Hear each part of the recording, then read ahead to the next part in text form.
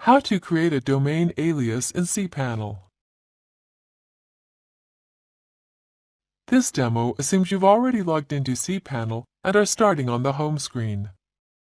Now let's learn how to create a domain alias. Click the Aliases icon. A domain alias is useful when you have additional domain names that you want people to be able to use to get to your website. Enter the new domain. Then click Add Domain. That's it! Now when someone browses to mybiz123.info, they'll automatically be redirected to mybiz1234.com. Be sure to set your domain alias's DNS settings to the same as your main domain so the redirection will work properly. This is the end of the tutorial. You now know how to create a domain alias from cPanel.